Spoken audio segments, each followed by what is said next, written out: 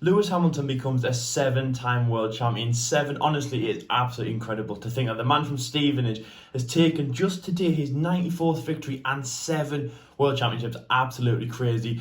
One of Lewis Hamilton's best races, definitely an amazing title fight. Well, you can call it a fight, but it's definitely a title deciding race that we will all remember. Lewis comes from 6th place to win the 2020 Turkish Grand Prix and become a 7-time world champion. A great race, one of the best. Now, it started as, of course, a different man on pole position. The 101st different man on pole position, of course, Canadian driver Lance Stroll. A Canadian hasn't been on pole position since Jacques Villeneuve back in 1997. It went a different way. We thought it was going to be a special race for that reason. But even though a normal guy has won the race, it still was absolutely incredible. Anyway, so let's take you back to the start. It was a rained out race, and as I said there, Lance Stroll starts on pole position, the 101st different man on pole position. He was getting interviews of people saying that he was hoping for a podium and things like that, but I was thinking, he can win the race. There's really nothing saying that he can't. Anyway, so we started the race. It was a bad start for second place Max Verstappen, who was really thought to be the one that could jump Lance Stroll into the first corner, of course. A blinding downhill left-hander corner, especially in the wet, of course. Max being very, very good in the wet. He doesn't do that, and he actually gets quite a bad start, bogging down at the start in that Red Bull course on those cold, wet tyres.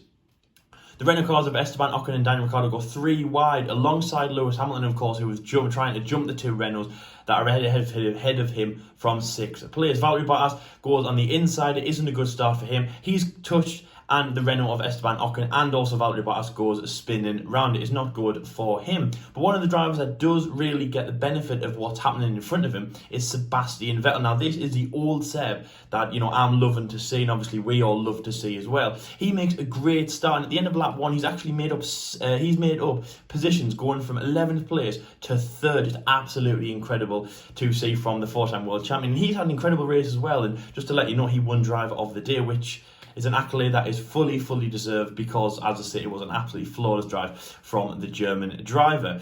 It was a pretty good race up until then, of course, the wet tyres, and again with the track drying out and obviously no rain forecasted after lap 5, it was a call of who was going to go onto the intermediate tyres. The 2 Williams drivers that started in the pit lane had a good start. They were on the intermediate strategy to start with. But over the main field, Charles Leclerc, he made the first jump. Again, from a good start, those 2 Ferraris doing quite well in the race. He made the jump onto the intermediate tyres in lap 7.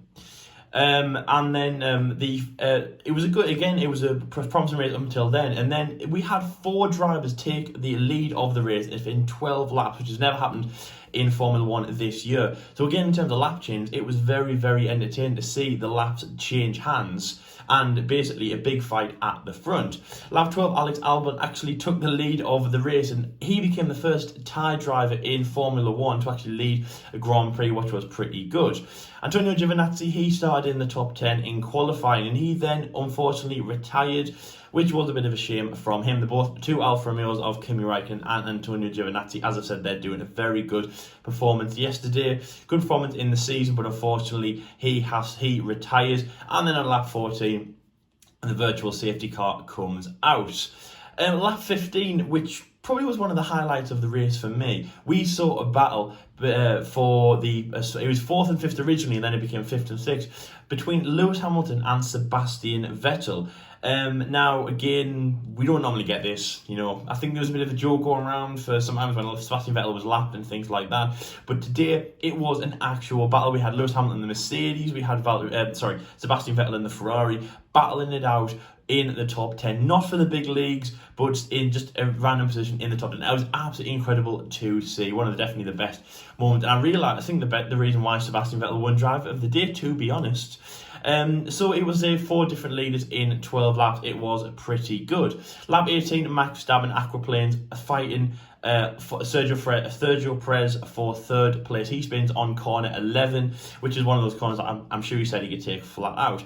Again, with the wet tyres going through a bit of like a bad patch in that race. We don't normally see the wet compound tyres, picking up flat spots and things like that, but the Turkish Grand Prix was just finding ways to really ruin and make havoc with people's tyres in that way. He definitely flash spotted his wet compound tyres at this point.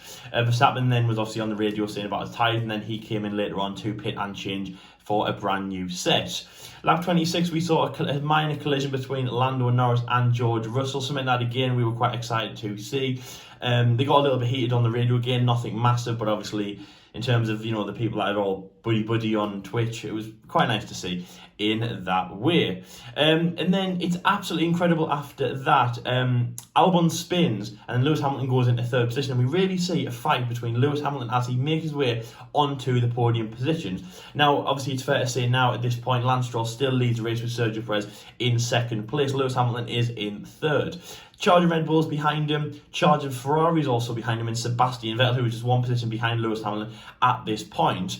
In terms of Valtteri Bottas, his teammate, who again I might not have mentioned before, he was absolutely nowhere. So of course, as I just said that at the start, he spun, and that's where he stayed for a majority of the race, or definitely until this part anyways. So it wasn't looking great for Valtteri Bottas, and of course, in terms of the championship permutation, which obviously we'll get onto in a little bit, Valtteri was almost out. It wasn't like he was going to catch Lewis Hamilton, and it was a really big shame. He takes the lead of the Grand Prix from 6th and lap 38 after passing second place. After passing first place, Sergio Perez, of course, takes the lead over Lance Stroll, who has a bad pit stop and strategy in that Racing Point car. Again, it's very much of a big shame for Lance Stroll, who was leading around 38 laps, about 36 laps of the race, and then really just fell apart. It really was a bit of a shame from him. Then Lewis laps Valtteri Bottas on lap 45 again, which you might think is a little bit kind of embarrassing, because we were all thinking in Portimao when, of course, Max Verstappen lapped Alex Albon in around lap 50. We were all saying this was the end of Alex Albon's career. Is it over? We're not going to say that about Valtteri Bottas, of course, but if you're going to have a go at Albon, have a go at Bottas as well. And then Raikkonen and Max collide on lap 52 again. Max does aquaplane as well. Alex is also involved. Again, nothing really too much to lead into this. Of course, Max's span, let's say 2.5 times in this race. He caught a very close aquaplane at the start of the race. Again, it's not really anything to do with his driving style, just, aquaplanes. But it wasn't a great race for Max, so, and I'm kind of glad that he didn't make it into the top 3 of driver of the day, which I know a lot of people just vote Max anyways. And obviously, in terms of the driver of the day, Sebastian Vettel won driver of the day on a landslide almost, and I really enjoyed that. It was good. Lewis Hamilton was up there, and of course Charles Leclerc. Again, it might have just been a little bit of a pity vote. Of course, Ferrari, really dropping the ball in the last few races, but they didn't get a pity vote. I don't think it was because of just lack of trying. They did have a good performance in today's race. And then of course Lewis Hamilton was a pit stop ahead. Now again, at this point, a few laps had passed. He just passed Sergio Perez, and now he was over 25 seconds ahead. He was a pit stop ahead, and you just saw what has happened there. Reminiscent definitely of Hockenheim 2018 for 2 reasons. One, of course, Lewis Hamilton going from a pretty bad position, of course, 14th in that race, bad qualifying from him, to, of course, win the race, or at least lead the race at this point with a big margin. And, of course, second reason is the race leader. He didn't do a Sebastian Vettel though, which, even if he did, he's Lance Stroll. Newer, obviously first time race leader, first time pole position. Of course, he would be the first time race winner if it did happen. Lance Stroll, of course, just having not a very good race, some way, shape or form, as many of the pundits were. Unfortunately, same because, of course, we all wanted Lance Stroll to do well, that he would be passed by, Lewis, he would be passed by Sebastian, maybe not Sebastian, he'd be passed by different people, and as David Coulthard said at the start when he was interviewing him, maybe a podium or points is something that he will be fighting for. When David Coulthard said that, I was thinking, really, you don't have any faith in him? That's not good. I have faith in him. I think that he can win. I mean, lap 35, over half distance, I actually had big faith that Lance Stroll was going to win the race, because it would have happened, or at least a Racing Point car. And I was even thinking a Racing Point 1-2 was definitely on the cards. He just fell apart, really. It was really unfortunate for him. He actually finished the race in 9th place, just getting passed by Lando Norris in the last few laps of the race. Really unfortunate for him. And then Lewis Hamilton, as I said, he was a pit stop ahead, saying on the obviously very, very scared about what happened at the British Grand Prix in Silverstone, as a lot of people are. It's definitely imprinted in a lot of people. Silverstone, of course, after what happened in 2013 with the tyre explosions, and of course what happened this year, of course, with Lewis and Valtteri's tyres going bam. Anyways, so he was on the team radio, of course, saying what he was going to do about that, and they finally caved, and he came in for the new set of intermediate tyres on lap 56. Now again, this was a big gamble. Of course, the wet tyres were still on, the wet compound tyres were still on, but the track was drying. To be honest, I was still waiting for somebody to jump onto the dry weather tyres, but we didn't get that in the race, maybe just a little bit wet for that. And then, as I said there, Stroll down to 9th place, which was a massive shame. Lance Stroll doing a very good job. You know, I say it's very, very unfortunate. I know that a lot of people will be, you know, kind of heartbroken for that. He got a lot of accolades yesterday. You know, we gave him a lot of support. It was incredible, you know, to get on pole position. I'd say the 101st different pole position, a man in Formula One, first Canadian since 1997. So obviously that was even before I was born. So he was the first Canadian I've ever seen on the podium, on pole position, and of course that was not meant to be. But Racing Point do get somebody on the podium in the shape of Mexican driver Sergio Perez, and of course Sergio again having a very unlucky season, of course missing out on the 2 British races because of coronavirus, and of course Lance Stroll beating him in terms of podium record. He finally gets a podium alongside his ex-teammate, the man he replaced at McLaren in Lewis Hamilton. Anyway, so let's run through the permutations. Of course, Lewis Hamilton is the winner. We'll start with winner first, of course, on 94. Definitely will probably extend that in the 2 Sakir races and Abu Dhabi, but 94 so far in the season. That, of course, is 94 out of, let's say, 97, of course, which he can get, as I say, in the last 3 races. Sergio Perez in the Racing Point in a pretty flawless race, I would say, from him. Definitely strong, definitely contender for driver of the day. Even though he only moved at 1 place, I would say it was strong. You know, again, we look at drivers who couldn't really hold it, and he definitely could. And of course, the man who isn't in Formula 1 for next year. Big debate on that note. Please go and head over to our SoundCloud account and check that video out. We also showed a snippet as well on YouTube on our last video, the F1 debate show, the snippet of our podcast on Saturday yesterday. Please go and check that out if you haven't already. And of course, if you are new to the channel, please like and subscribe. Trying to get to 3,000 before Abu Dhabi. We'll take a checkered flag and the 3,000 at the same time, you know, and Lewis Hamilton 97 most likely. Anyways, so Sergio Perez, as I say, holds it to 2nd place. Charles Leclerc, very strong from him, 3rd place for him, but you look at the man in 4th position, and this has got to be incredible. Sebastian Vettel in 4th. 4 seconds behind Charles Leclerc, 30 seconds behind the leader. I'm speechless. Sebastian Vettel, welcome back. It's not the podium, which is a real shame for him. I really missed that face on the podium, and of course hopefully next year we'll get the finger back at Aston Martin. Carlos Sainz in 5th place. McLaren, quite a quiet race for them. We even put on Twitter, oh, there's McLaren, because you know we didn't really expect anything from them after what happened in Mugello and after what happened in Portimao. Good rain spell starts for McLaren. I was hoping for a bit more than Carlos Sainz, but again 5th place is still strong for them. The 300th Grand Prix for Red Bull Racing didn't end too well. Actually, that's a common theme in Formula 1. When you hit landmarks, normally doesn't go well. So stop doing landmarks. Just go into this, and then, you know, if you're on the plane home with your 1st and 2nd trophy, then go, oh, by the way, it was my 300th Grand Prix today, because it never really goes well. Max Verstappen in 6th. And Alex Albon in 7th, but Alex Albon in 7th. They were running together for most of the race towards the last 2/3 of the race. And again, take your mind back to a few weeks ago in Portimao when Albon was lapped. It didn't happen. You saw the 2 Red Bulls, and if anyone joined in at this point, you probably thought, oh, here we go, there's Alex getting lapped again, and he wasn't. And obviously, again, he's got 3 more races to prove his worth, but this is definitely looking hopeful for the Thai man, of course, leading the race in F1. Very much like Gio, it's not the biggest accolade, but he can definitely put that on his CV over a lot of people. You put that on the CV over this man, Lando Norris, who of course finishes in 8th place with the fastest lap, so obviously 1 more point on his record from today's race. He beat Lance Stroll just at the end of the line. And just making it into the top 10 is Daniel Ricciardo.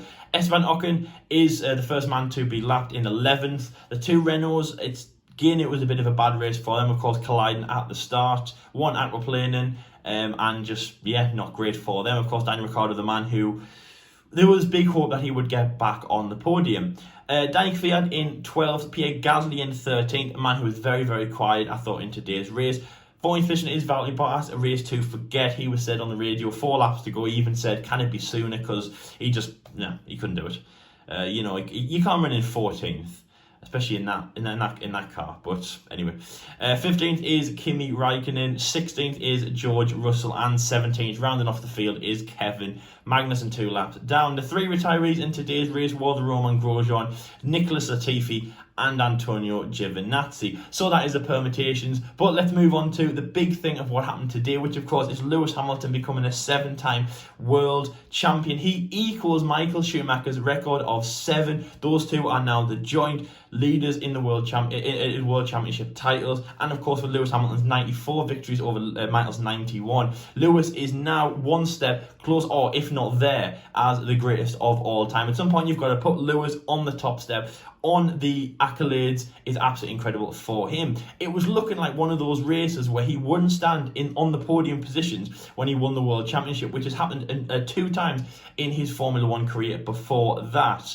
2008 and of course 2017. Again, correct me if I'm wrong in the comment section below, but I think that is correct, 2 times before that. But obviously that is not right, and he wins the race. Very much like Germany, as I've just said, they're coming from 14th to win. He came from 6th to win. Now again, you know, you guys might be watching, we're watching thinking, oh, here we go, Lewis has won again. Very, very, you know, it's just, it always happens. It's Lewis Hamilton. He won last week, and video did terrible because it was Lewis Hamilton. I was even, again, making the thumbnails. Lance was already in my thumbnails. I'm making a bit of a habit of this. I'm going to tell you every time who I put in there. Lance was in there, and I was confident in my choices. Of course, Lewis Hamilton's 7 world championships was already in there, because I was like, even before the race happened, I was like, you know, Lewis is going to win the 7 for sure. But obviously halfway through the race, of course, when it did change, I put Lewis in, I saved it, I even closed it because I was so happy that Lewis Hamilton would win. Coming from 6th place is definitely one of the best races for him. Karun Chandok even said that he was definitely in his top 10. We all talk about Brazil 2008 for a championship fight. We also talk about Britain 2008, of course. Silverstone race, he didn't win the title, but of course his second home race, you know, very, very strong, of course, won in the McLaren in front of his home crowd at Silverstone in the wet. We also, that was a special race as well. This is definitely going to be up there in terms of a great championship fight that he has definitely had. Again, as I say, fight maybe is the wrong word, but it's a title race. It's a title race with 3 races to go. It's not in the way that, you know, we all wanted to see, but he still won absolutely incredible from that. One guy that I am disappointed in, of course, is Valtteri Bottas. I always talk about the Mexico 2019, and of course the USA 2019. Mexico, he could have won the title, 14 points. Valtteri Bottas made sure Lewis didn't. He halted him as much as he could. Of course, the next race in the USA, I mean, all Lewis had to do was like lift a finger and he would have won the title. Very much like today almost, but I thought Valtteri would halt him as much as he could. And of course he didn't. Let us down a little bit, which isn't great. It means that, of course, he's 110 points if you want to keep track of the championship standings. But of course, it's all over now. Valtteri Bottas is no longer able to catch Lewis Hamilton. Lewis wins his 7th world championship. Incredible from the man from Stevenage. 94 definitely going on to extended. Of course, he's won the world championship in a race that he was putting a little bit more hopes on before. You know, he never really talks about a world championship. He didn't really today. He didn't really this weekend. You know, again, he was just focused on doing his thing. He did see it coming though, and of course, what he said last week, which was that, hitting towards Turkey, which was that, of course, if he wins the 7th world championship, retirement might be in sight. So obviously, let me know in the comment section below. Do you think Lewis Hamilton will retire at the end of the season, or even announce it very, very soon that he is going to retire? Again, Lewis Hamilton will be retiring on top. Even though he has a few more seasons definitely left in him. I think he's, you know, early 30s, mid 30s. Definitely has more seasons in him. He definitely can go for 8. Will he want to go for 8? And of course, will he, you know, definitely want to do 8, especially with, you know, Sebastian going to Aston Martin. No real regulations changing for next year. The regs changing for 2022. Will he want to do that, or will he, as I say, he want to retire on top? We all have 20 world championships in us, but can we do it? No, we don't. I don't do 20. I do 19. That's fine. So anyway, yes, thank you very much for watching this race reaction. We hope that you enjoyed the race. I definitely deserved it. Definitely loved it. It definitely deserved all the accolades that it got, and of course, Lewis Hamilton definitely deserves the accolades that he gets. One of the best races from Lewis Hamilton in his whole career. I was going to say that it was one of the best races that we're going to have this year, and if Lance won, definitely the best. well, borderline with, of course, Monza, of course, Pierre Gasly, my old guy, the one that everyone loves to hate or hates to love. Very much the similar, Lance Stroll, guy that you hate to love or you love to hate. I think he has less love than Pierre, but, you know, getting there. And obviously definitely proven his worth if he did win the race, but obviously 9th place, unfortunately, does not back that up. But still a good race, nevertheless, for Racing Point, and a strong weekend going into, of course, the first of 2 races in Sakhir. And yeah, I thoroughly enjoyed this race. My race rating, I'm going to say 9 out of 10. Loved it. I was a big fan of today's race. My driver of the day, I'm going to say Sergio Perez, and just shake it up a little bit. Let's say in the top 3, you know, in terms of votes, I'm going to say Sergio Perez, Lewis Hamilton and Sebastian Vettel, but I'm going to say Sergio Perez. A strong second place from him. I'm very excited. I'm very happy with what Sebastian Vettel and the 2 Ferraris could do. But yes, Sergio Perez, very good race from you. Very strong. Holding up when, of course, your teammate couldn't. No offence to Lance Stroll, of course. Did an okay job. You know, it just was obviously very disheartening. Very much like Charles Leclerc and Bahrain. It's very disheartening. And I don't think he'll talk to anyone after the race. But there we go. Anyways, guys, we hope that you enjoyed the Turkish Grand Prix. The next race is Sakhir, and of course, 1 of 2 races in the race in Bahrain. We don't know if it's going to be random day or night. We don't know what track. It's going to be the big track for the second race, of course, the normal track. Then, of course, the old style 2010 circuit on the second one. I think that's going to be a daytime race, but again, that has not been confirmed. So obviously 2 races in Sakhir. Then, of course, we just move a little bit further down in the Middle East to, of course, the Yas Marine circuit, the Twilight race in Abu Dhabi for the last race of the Formula 1 season. Less than a month to go until the end of the quirky 2020 F1 season. But now we are sitting with a title deciding on the constructors. Mercedes have won. They, of course, won that in the last week's, in 2 weeks round, the last round in Imola. And of course, Lewis Hamilton has won the World Drivers' Championship very comfortably today in Turkey. The next 3 rounds pretty much a procession, but it's still all to play for in the permutations for who's going to finish where in the title, and of course who is going to take what seat. I'm looking at you, Alex Albon. Of course, you have the final lap in Abu Dhabi to decide. If you are new to the channel, if this is the first time that you are seeing us, please like and subscribe. Hit that notification bell so you can be notified every time we upload. We are trying to get to 3,000 subscribers before the end of the Formula 1 season. The videos that we have, of course, on our channel on a race week, we have F1 24/7 news on a Wednesday, where we talk about the big news in Formula 1. We have Agree or Disagree on Thursday. Go and head to the description box below, or our previous episodes to find out what that is. Definitely our longest and what we would say is the best video on our channel. Saturdays we have our main podcast on SoundCloud, but we do show snippets on YouTube, and then of course our race reactions. Talking about SoundCloud as well, of course, pretty much of a new venture for us, heading into our podcast number 6. This Saturday we've just recorded number 5, which you can find snippet on YouTube, which of course we talk about Sergio Perez, and should he deserve a seat? Well, second place, that shows he does. And of course, our full podcast on SoundCloud links can be found down below, and of course in yesterday's little snippet video. Our full podcast is over there. If you have SoundCloud, please go and head over to us, give us a follow, and of course like the podcast. We do hope that you enjoy our content so far, and of course, I just said there, help us out and subscribe. Anyway, guys, until next time, we hope that you enjoyed today's race. We look forward to seeing you again in the first race in Bahrain, and until then, stay safe, and until the next round, we'll see you later.